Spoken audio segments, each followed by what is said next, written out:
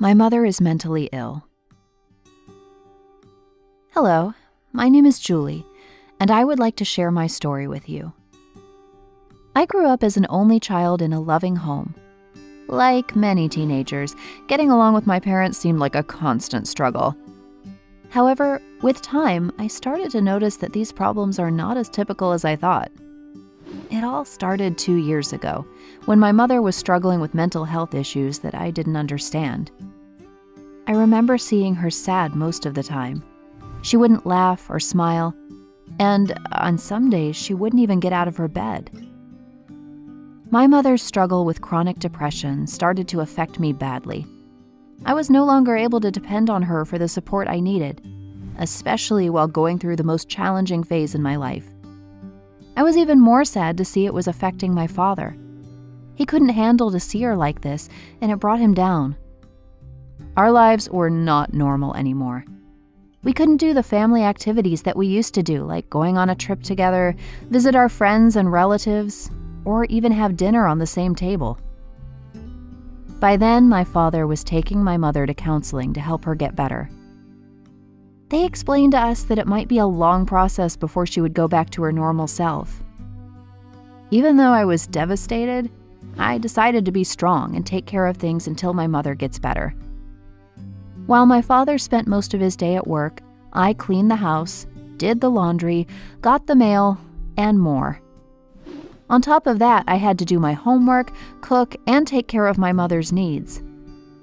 Despite being in a position where I had too many responsibilities for my age, all I cared for was that my mother gets better.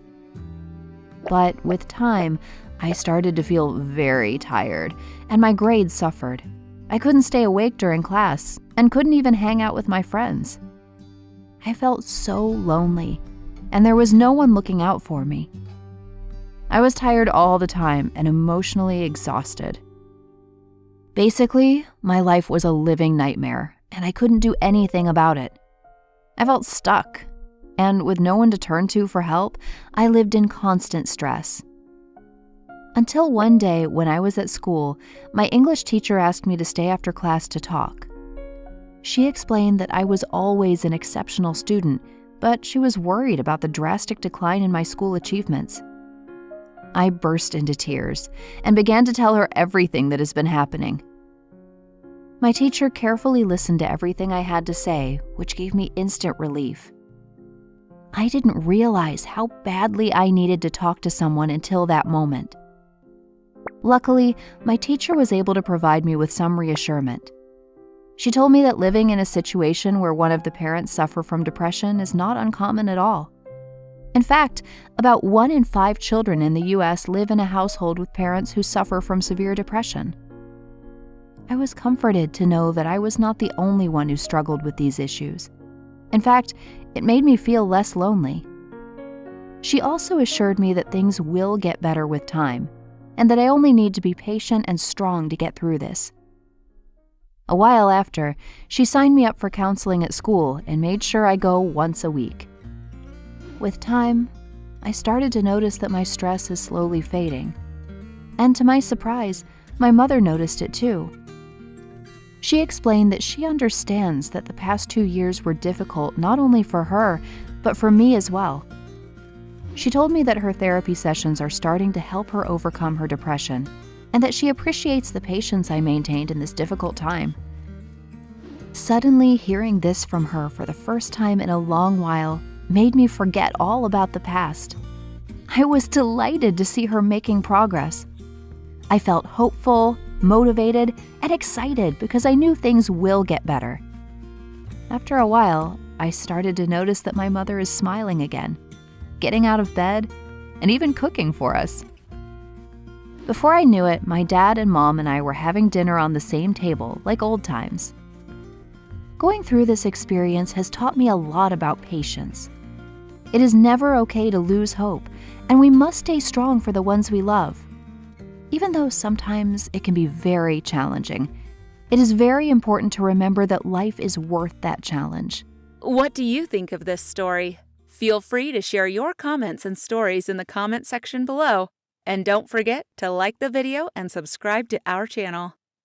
Hi, I'm Natalie, and I want to tell you about how I became popular on Instagram with thousands and thousands of followers. Okay, so it all started about a year ago. I had been stuck with only 500 followers for what felt like forever. I noticed that other people in my school were reaching more than 1,000 followers, and some even more than 10,000. I was seriously jealous. I just wanted to be popular like them. They were always posting photos of themselves on the beach with their perfect golden tans and their perfectly defined abs. Their weekends seemed to be jam-packed with constant fun, whereas I would be at home trying to finish my essays and looking after my baby sister while my mom worked night shifts in the hospital just so she could afford to send me to school. One day during the summer holidays, after I finished vacuuming the house, I was scrolling through my Instagram feed and I just felt the surge of envy run through me. Chris was surfing in Hawaii, Colette was doing yoga in Bali, and here I was running laps around the garden trying to keep up with my baby sister. I'd had enough. No one was liking my photos of my morning smoothie bowls, even though I was using the right hashtags. No one cared that I was working at the local cinema. Nothing exciting was happening in my life at all. So I decided to change that. I ran to my computer and opened Photoshop. I pulled up a selfie I'd taken that morning with my green smoothie, and then I searched online for a photo of a faraway tropical-looking beach. 5 minutes later, I created a new account and uploaded the photo, and then I watched and watched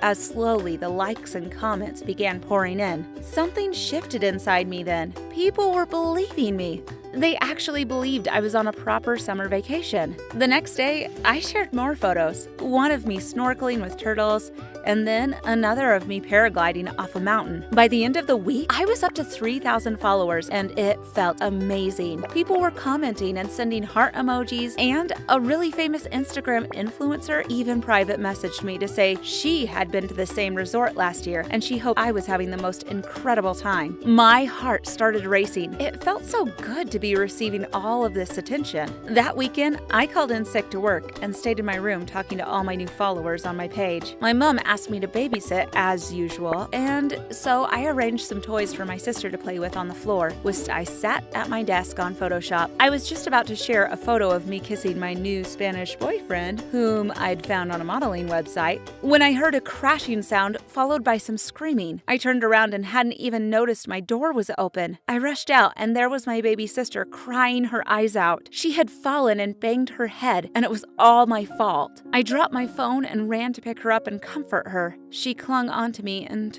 soon I was crying too. In that moment, I barely recognized myself. I'd always been a good student. I'd never called in sick to work before, and it's not like I had no friends. So what was I playing at? After my sister had calmed down, I picked up my phone. I clicked on Instagram and suddenly I just felt sick. What had I done? Looking through my past week of photos, I realized I was nothing but a liar. And then I thought to myself, what if everyone I know is doing the same thing? What if Colette wasn't in Bali and was just doing headstands in her bedroom? And wait a minute, what is wrong with that? Why are we trying to make our lives seem more glamorous? What's wrong with posting photos of our cats or photos of us in our garden? I had become so obsessed with getting followers that I'd ignored my baby sister, who could have got badly hurt, and I'd even ignored my real friends. I immediately deleted the account I'd created and went back to enjoying my real life.